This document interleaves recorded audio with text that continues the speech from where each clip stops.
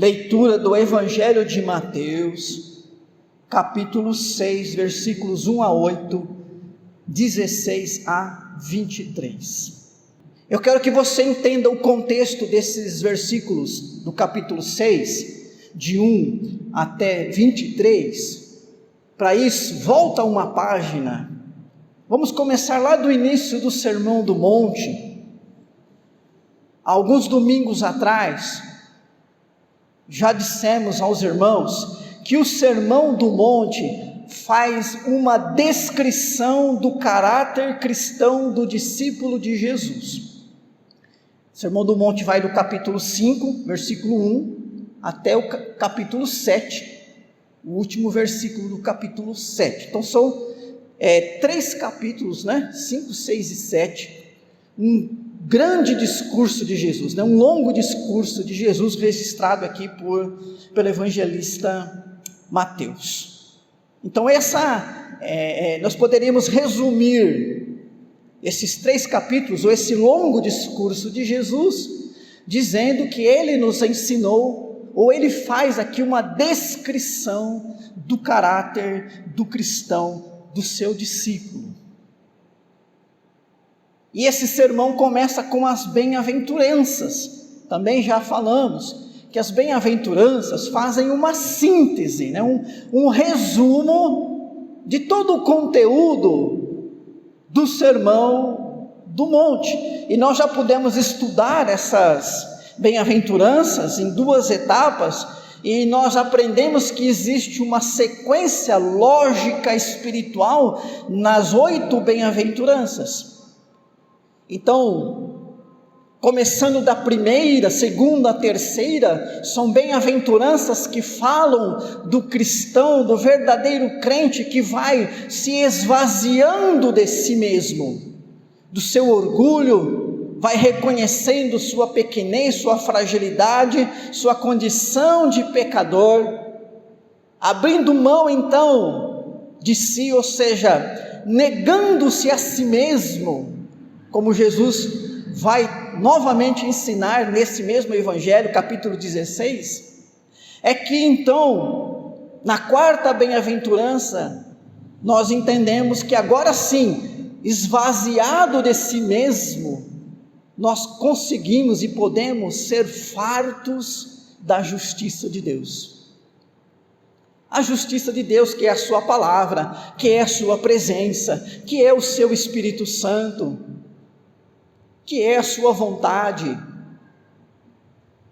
Então eu me esvazio de si e me encho de Deus, da sua presença, da sua palavra, e aí sim estou pronto para agir em favor do meu próximo, que é a 5ª, 6ª, 7ª, 8ª bem-aventurança fala dessa nossa relação com o próximo. Isso nós já pudemos estudar aqui em 2 mensagens. Nós não vimos a partir do versículo 13 do capítulo 5, mas 13, 14, 15 e 16, quero que você olhe aí na sua Bíblia, e você vai perceber que Jesus vai usar de 2 metáforas para falar do cristão: o sal e a luz. E certamente você já leu, já estudou essas metáforas, essas comparações que Jesus fez. Então Jesus vai usar destas 2 metáforas, o sal e a luz, para ensinar a maneira que o crente deve manifestar a sua nova vida.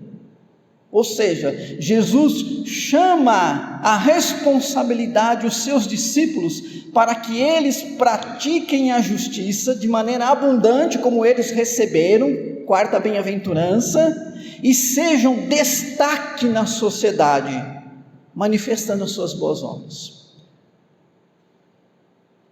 Hoje a mensagem não é sobre sal e luz, mas é fácil, O sal, colocou na comida, no alimento, você já percebe, tem sal.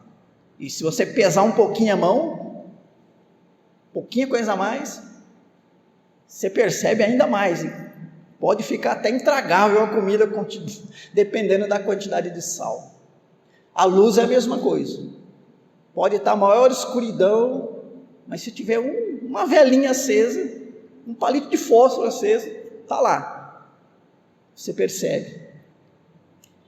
É o destaque. O cristão, então, tem que praticar a justiça. Ele está farto da justiça. Ele está cheio da presença de Deus. E agora ele tem que colocar isso em prática, né? Nós não estamos na igreja e nem estudamos a Bíblia, irmãos e irmãs, para sermos teólogos acadêmicos. Ou seja, sermos pessoas da teoria. Sim, existem aqueles que têm esse ministério, mas mesmo os que têm esse ministério de ensinar, como eu tenho, tem que ser os primeiros a praticar. Então os irmãos estão ouvindo essa mensagem hoje, e eu já estou ouvindo Deus falar isso, né? Para dizer a verdade, desde a semana passada já, porque eu sei que também é uma mensagem para mim, porque eu sou discípulo de Jesus antes de mais nada. Nós temos que praticar essa justiça.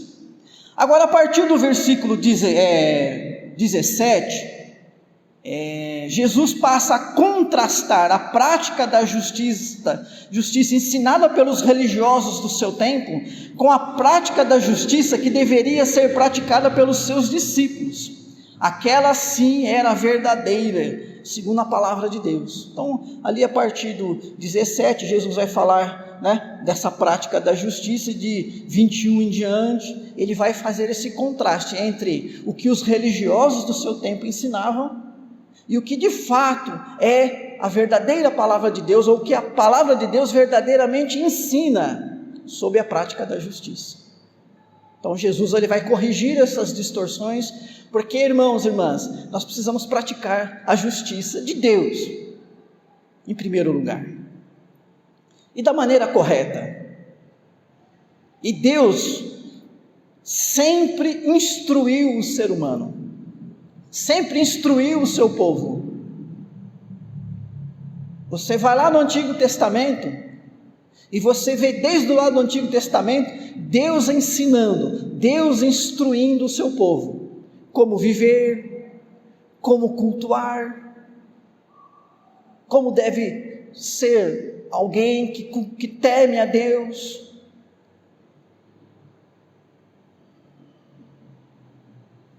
Nós temos livros inteiros só ensinando o povo, como é o caso do livro de Levíticos, por exemplo.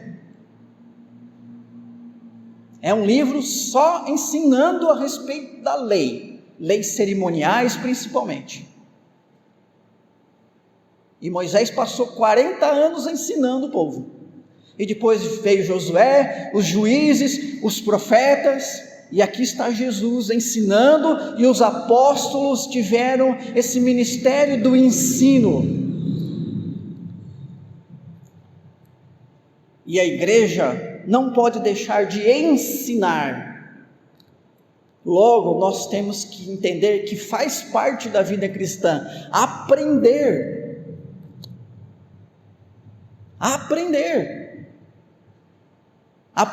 o que é a justiça, aprender o que é de Deus e aperfeiçoar o nosso crescimento. Pedro vai dizer lá na sua carta, antes, cresçam na graça e no conhecimento de Cristo Jesus. Por isso nós estudamos as Escrituras e entendemos que está na essência da igreja ela ensinar e aprender. Está aqui Jesus ensinando.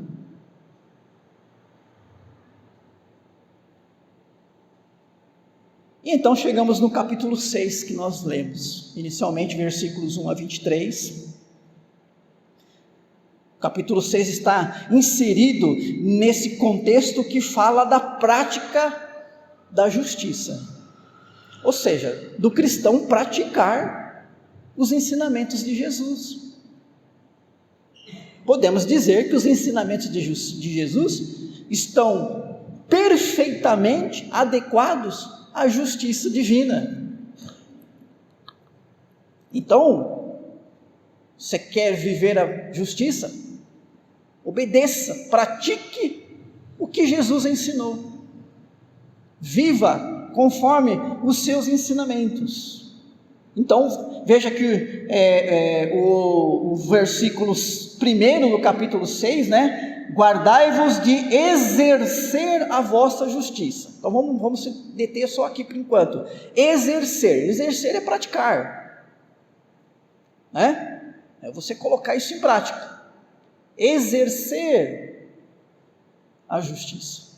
Nós precisamos praticar, irmãos e irmãs, né? Mas veja que, enquanto no capítulo 5, Jesus está corrigindo as distorções que os religiosos do seu tempo aplicaram à justiça divina, agora no capítulo 6, desses versículos que nós lemos, Jesus está dando ênfase nas razões certas, das motivações corretas para praticar a justiça de Deus. Algo assim: por que você faz o que você faz? Por que você vive como você vive?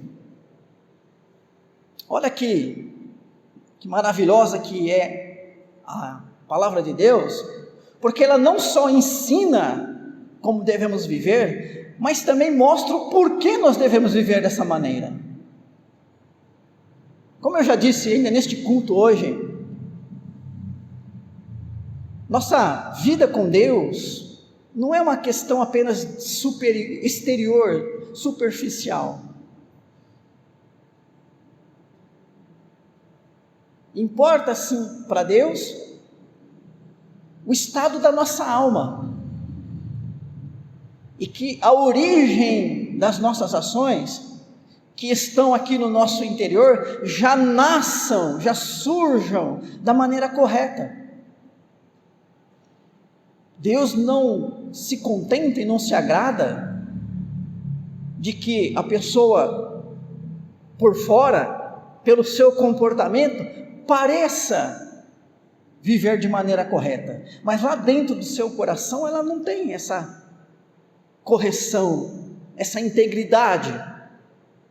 Uma pessoa que tem um exterior de uma maneira, um exterior que representa uma religiosidade correta, e um interior, ou seja, suas motivações, seus sentimentos, seus pensamentos, a sua vida interior oposta, contrária a isso, ela é uma pessoa hipócrita.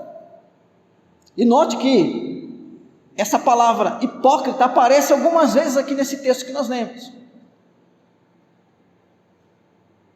Se há um pecado que Jesus atacou veementemente, foi o pecado da hipocrisia. Por que Jesus não gostava dos hipócritas? Jesus não gostava da hipocrisia. Na verdade, você também não gosta da hipocrisia, porque a hipocrisia engana, não engana a Deus, mas engana as pessoas, e mantém as pessoas numa ilusão de que tudo está certo, quando as coisas não estão certas. Hipocrisia não é transformação de vida, mas é só adequação de comportamento, para que você seja aprovado, amado, apreciado pelas pessoas. Então eu não gosto de ninguém aqui, mas eu quero que as pessoas gostem de mim, então eu vou fazer de conta, né, que eu sou um cara legal, né, eu vou cumprimentar todo mundo, sair abraçando e beijando todo mundo, para todo mundo na hora de ir embora. Nossa, né, olha o Alexandre como ele é um cara bacana, né, carinhoso, e eu vou embora, puxa, ainda bem que acabou aquilo lá, porque não suporto aquelas pessoas, ainda tem que ficar abraçando e beijando todo mundo ainda. Isso é uma tremenda hipocrisia, não é isso? E será que existem pessoas assim? Em todos os lugares. Eu espero que não seja você, e que eu nunca haja dessa maneira. Para isso a gente tem que praticar a justiça, não é isso? Praticar a justiça divina. Então, por que você faz o que faz? Por que você vive como vive? O que você busca com a vida cristã?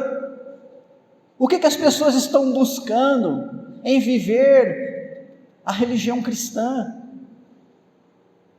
Será que todo mundo que é cristão está vivendo pelas motivações corretas e está fazendo isso com que propósito? Um propósito santo ou não? O que você espera receber ou que recompensas deseja ao viver como você vive? São perguntas que Jesus responde aqui no capítulo número 6, né? Então, a prática da justiça pelas motivações corretas, ou pelas razões certas, que é o tema aí da nossa mensagem. Então, eu quero tirar 3 ensinamentos. O primeiro ensinamento: não praticar a justiça motivado ou motivada pelo reconhecimento humano. Não praticar a justiça motivado pelo reconhecimento humano. Os evangelhos mostram o quanto os fariseus buscavam recompensas terrenas e reconhecimento humano. Depois você pode ler na sua casa Mateus 23, de 1 a 12, o quanto Jesus vai chamá-los de hipócritas, fazer comparações do tipo: vocês são como um sepulcro caiado, né? Que é aquele sepulcro que por fora ele é pintadinho, bonitinho. Você já foi em cemitério assim? Você olha assim para o túmulo, aquela coisa linda, né?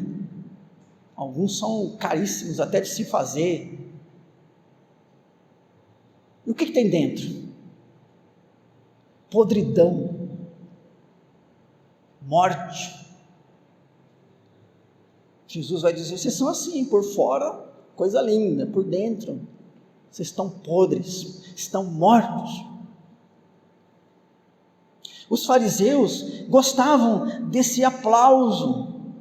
Então Jesus vai pegar 3 práticas da piedade farisaica, que eram práticas da piedade judaica, e dar para nós uma explicação. Exemplo, o primeiro exemplo é o da esmola, né? Versículos 2 a 4, então diz lá: olha, quando você der esmola, não toque a trombeta. Olha que interessante, né? Que prática interessante. Ajudei uma pessoa, eu começo a tocar a trombeta, quer dizer, começo a gritar: ó, tá vendo? Ó, gente, ó, tô ajudando aqui, ó. Vocês não vão aplaudir? Né? Vocês não vão falar: oh, que bom, seu cara é generoso? Porque isso quem faz são os hipócritas, né? Que fazem isso nas sinagogas, nas ruas, para serem glorificados pelos homens. Pessoas que estão atrás de glória. E a gente já aprendeu aqui desde o início do culto, né? Que glória é dada a Deus. E aí Jesus, então, versículo 3, vai dar-nos a instrução base desse entendimento. Tu, porém, ao dares a esmola, ignore a tua mão esquerda o que faz a tua mão direita, para que a tua esmola fique em secreto, e teu pai que vem em secreto te recompensará. Então, o que Jesus está nos ensinando, numa linguagem aqui figurada, mão esquerda, mão direita, quer dizer, como é que a minha mão direita não vai saber o que é esquerda? Não é isso? Tem como a esquerda não saber que a direita está segurando o microfone aqui, né? Mas a linguagem figurada que tem o propósito de nos ensinar, irmãos e irmãs, que nós não devemos praticar a justiça, viver a vida cristã, fazer aquilo que nós entendemos que é correto, inclusive ajudar as pessoas, seja da maneira que for, objetivando se gabar, nem para as pessoas e nem para si mesmo, porque essa é a ideia da mão esquerda não saber o que a direita está fazendo e vice-versa. Porque tem pessoas que talvez não toquem a trombeta quando ajudam o próximo que está carente, para chamar a atenção dos outros, mas ele mesmo fica lá dentro.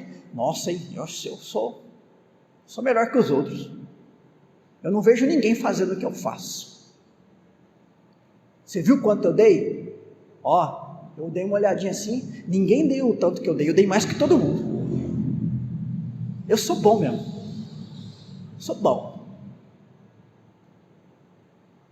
Ou seja, às vezes a gente não se gaba com os de fora, né, com os outros, mas fica se gabando aqui dentro. Isso chama orgulho. Chama orgulho. Então, nós temos que aprender a ajudar as pessoas de maneira desinteressada. Quer dizer, não é desinteressada no sentido de não ter interesse pelo próximo, mas de fazer as coisas sem buscar interesse próprio. Ajudar por ajudar. Simplesmente. Não é ajudar numa relação comercial. Porque na relação comercial sempre existe os dois lados. Não é isso? Quem vende se beneficia porque está vendendo. Mas quem compra se beneficia também porque aquilo que ele comprou é dele. E então se estabelece um preço. Qual é o preço justo? Para que eu que estou vendendo o tomate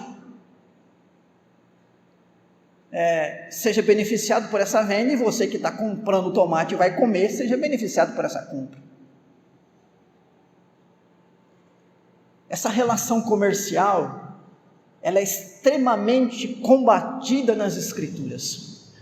Por isso a Bíblia diz algo que para a nossa sociedade é uma bomba atômica. Porque a Bíblia diz assim: melhor é dar do que receber. Não é? Você conhece algum ensinamento que parte dessa nossa sociedade avarenta, egoísta, gananciosa, corrupta, que chegue perto disso? Não. As pessoas hoje são ensinadas a ser competitivas, e infelizmente nós temos que ensinar os nossos filhos a serem competitivos, mas pensando numa questão profissional, técnica.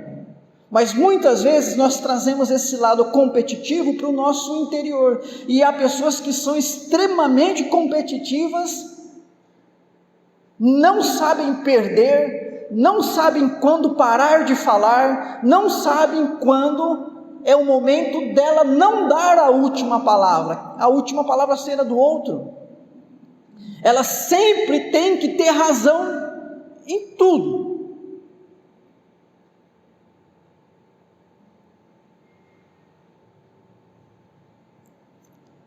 Esse espírito competitivo já está beirando a arrogância. E é o que Jesus está dizendo aqui. Não é só para não se gabar diante do público, mas também aí no seu coração. O segundo exemplo que Jesus dá é da oração pública. Então, versículo 5 e 6, fala aí, né, que os fariseus lá gostavam de orar em pé, né, voz alta. Para quê? Para que as pessoas pudessem, olha, que homem santo é esse.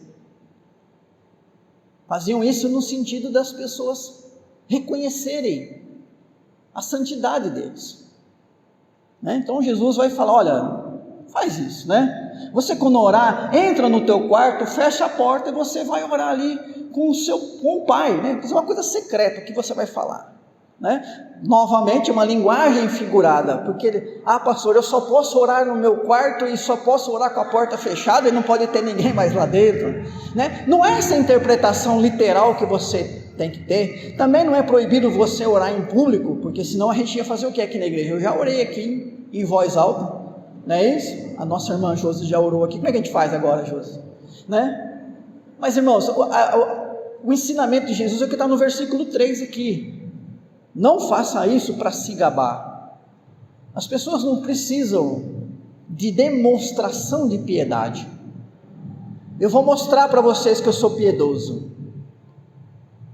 Para que mostrar?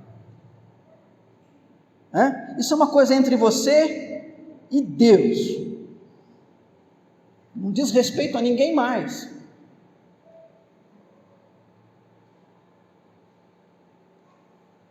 O terceiro exemplo, ele vai nessa direção, que é lá no versículo 16. Nós temos aí dos versículos 7 a 15, um interregno, digamos assim, um parêntese, que a gente vai tratar na outra mensagem, sobre oração, mas ali, a partir do 16 até o 18, novamente Jesus vai tratar essa questão. No terceiro exemplo, agora é sobre o jejum. Da mesma maneira, você vai jejuar, o que os hipócritas faziam, né? Porque quando você jejua, você passa fome. E aí o sujeito dava um jeito de se despentear lá, e tipo cara de sofredor, né? Olha, estou sofrendo aqui por causa de vocês, estou jejuando. Não, o que Jesus fala? Quando você jejuar, você vai ungir a cabeça, lavar o rosto, não vai pentear o cabelo, lavar o rosto. E eu conheci uma pessoa que, todas as vezes que nós víamos ela com o cabelo molhado, penteado, é porque ela estava jejuando. Porque ela... Então não, mas está escrito lá que quando a gente jejua, tem que lavar o cabelo e lavar o rosto. Mais uma vez, é aquela questão da mão esquerda não saber o que a direita dá, de você entrar no quarto secreto para orar, né? O que Jesus está dizendo é o seguinte: todo dia, o asseio pessoal nos ensina a levantar, lavar o rosto, pentear o cabelo, não é isso? Ou seja, viva normal. Ninguém precisa saber que você está jejuando. Você não precisa chegar lá, né, na frente do restaurante e falar: gente, eu não vou entrar aí não, viu? Sabe por quê? Porque eu estou de jejum hoje.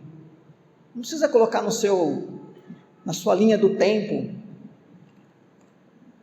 da rede social, como é que chama lá o perfil? Story, sei lá, né? Hoje, aquela cara do sofredor, estou jejuando. Por que você faria isso? Por que alguém faria isso? Então, o que Jesus está ensinando nesses 3 exemplos, irmãos e irmãs, né? Que nós temos que praticar a justiça, mas sem essa ideia de buscar recompensas humanas, motivados pela ambição e reconhecimentos humanos, ou seja, viver a vida cristã, praticando a palavra de Deus, os ensinamentos de Jesus, mas sem interesses comerciais, sem fazer estas coisas por razões terrenas e mesquinhas, atrás de aplauso, de status e reconhecimento. Deus conhece todas as coisas. Não se preocupe. Se você está falando o correto e fazendo o correto, deixa na mão de Deus. Aqui fala, Ele vai te recompensar. Por isso, irmãos e irmãs, a calúnia é triste. A gente, quando vê que alguém nos entendeu mal, ou está falando mal da gente, um mal que não procede, a gente sente. Mas olha, ao mesmo tempo que você sente, não permita que isso te leve a viver o ódio, desejo de vingança. Sabe por quê? Se você está correto e vivendo a verdade, Deus, minha vida está na tua mão. Deixa que Deus cuida de você. Não corra atrás de, sabe, aquela pessoa que vive criando boato. Não corra atrás disso, não. Não se desgaste com isso. Pega essa pessoa e começa a orar por ela, porque é isso que Jesus fala, né? Orai pelos que vos perseguem. Põe aquela pessoa na presença de Deus. Ó Deus, tem misericórdia de uma pessoa dessa, porque uma pessoa dessa é infeliz. E sabe que quando uma pessoa é infeliz, o que ela menos suporta é uma pessoa feliz. O infeliz quer que o outro seja infeliz também.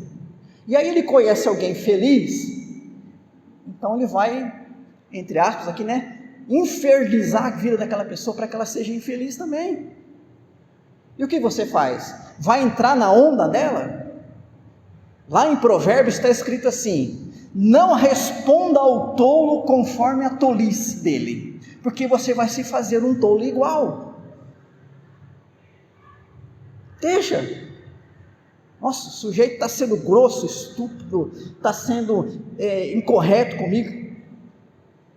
Deixa para lá, está na mão de Deus, vou orar por essa pessoa. E aí Paulo fala assim, também outro ensino que cai como uma bomba nesse nosso mundo: paguem o mal com o bem. É o ensinamento das Escrituras. Meus irmãos e irmãs, mas indo adiante, porque o nosso tempo pede, o segundo ensinamento de Jesus, que tem tudo a ver com o primeiro: não praticar a justiça motivado por recompensas temporais e materiais. Então, o primeiro ensinamento aí do versículo 1 até o versículo 18 é não praticar a justiça motivado por reconhecimento humano. O segundo, muito próximo, não praticar a justiça motivado por recompensas terrenas, materiais, temporais. Então Jesus vai falar do tesouro: não acumulem para vós tesouros sobre a terra. Terra é aqui, essa vida terrena, é essa vida de reconhecimentos humanos, de posses materiais. Não acumulem tesouro aqui sobre a terra. O que acontece com esse tesouro? Traça, ferrugem, ladrão. Há tantas coisas que podem tirar isso. Tudo que a gente tem, que é material, que é terreno, é temporal, não dura para sempre. Hoje você tem, amanhã você pode não ter. Ou hoje você tem e amanhã é você que não existe mais para ter. O mundo tem hoje alguns bilionários. Alguns bilionários. Enquanto há bilhões de pobres, nós temos alguns bilionários. Essa situação, capitalismo, é isso mesmo. O que acontece quando um bilionário morre? O que acontece com os seus bilhões? Vão com ele, seja lá para onde ele for? Mesmo que ele seja um crente, e é possível alguém ser verdadeiramente crente e ser bilionário, não é? Extremamente difícil, porque Jesus falou que é mais fácil um camelo passar pelo fundo de uma agulha, mas é possível. Mas mesmo que ele seja crente, ele vai para o céu sem nada. Até porque, que serventia teria isso lá no céu?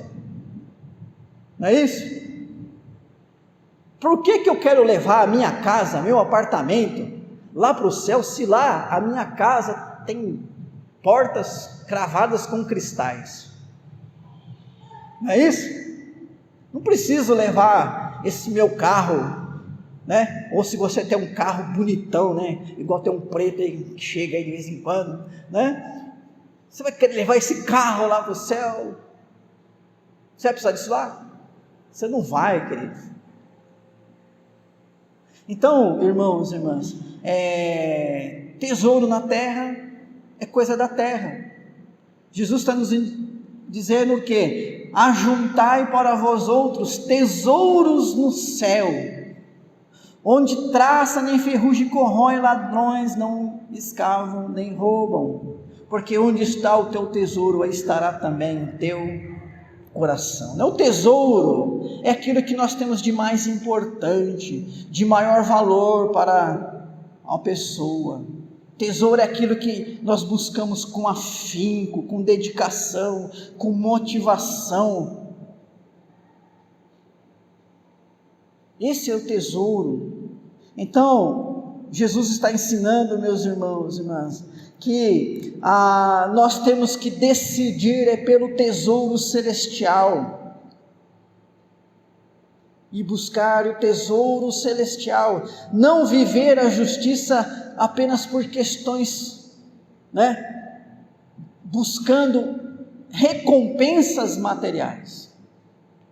Veja, estou falando de motivação, não estou falando que você tem que abrir mão de tudo que você tem. Estou falando da sua motivação para você fazer o que é certo.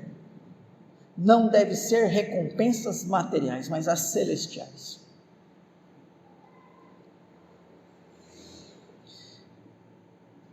E para terminar, o terceiro ensino de Jesus: a prática da justiça deve ser para a vida sua prioridade e direção certa. A prática da justiça deve ser para a vida sua prioridade e direção certa. Então, Jesus vai falar dos olhos, Os olhos são a lâmpada do corpo. Os judeus consideravam os olhos a lâmpada do corpo, ou seja, pelos olhos é que entra a luz, pelos olhos o nosso interior é iluminado. Figurativamente, isso significa que olhos bons, ou seja, uma pessoa que a justiça entra, é uma pessoa que o bem entra para o seu interior, é uma pessoa que as coisas de Deus entram para o seu interior. Olhos que a luz entra, olhos bons é quando a luz entra, não é isso? A pessoa que tem os olhos maus ou está cega, o que acontece? A luz não entra. Então nós temos que ser esse tipo de pessoas cujos olhos são bons, ou seja, pessoas cujo interior está iluminado pela presença de Deus. Eu tenho que praticar a justiça, e então fazer isso no entendimento de que quando eu pratico a justiça, eu estou colocando a minha alma na direção certa. Eu estou voltado para a luz e aberto para que esta luz entre no meu coração. Existe aquela expressão, de pessoas que estão dando as costas para Deus. Bom, Deus está em todo lugar, como é que eu vou dar as costas para Ele? Ele está aqui, Mas é uma expressão que quer dizer uma pessoa que está indo no sentido contrário, uma pessoa que está fechada para Deus, está tentando fugir de Deus. É mais ou menos isso que Jesus está dizendo aqui, que nós devemos fazer o que é correto, viver a vida cristã, praticar a justiça. Fazendo isso, nós estamos colocando a nossa alma na direção certa, estamos abrindo os nossos olhos e assim iluminando a nossa vida. Quando você pratica a justiça, a tua alma se ilumina com a presença de Deus, e é isto que deve motivar sua vida a viver segundo a vontade de Deus. Então, irmãos e irmãs, esse capítulo 6 até esse versículo 23, ele vai nos ensinar a praticar a justiça, mas da maneira correta, pelas motivações corretas. Certamente é um texto desafiador para o mundo que nós vivemos, não é isso? Mas a Bíblia nos ensina, nos desafia, e esse Deus que nos ensina e nos desafia também nos vai capacitar para praticar e viver essa sua palavra.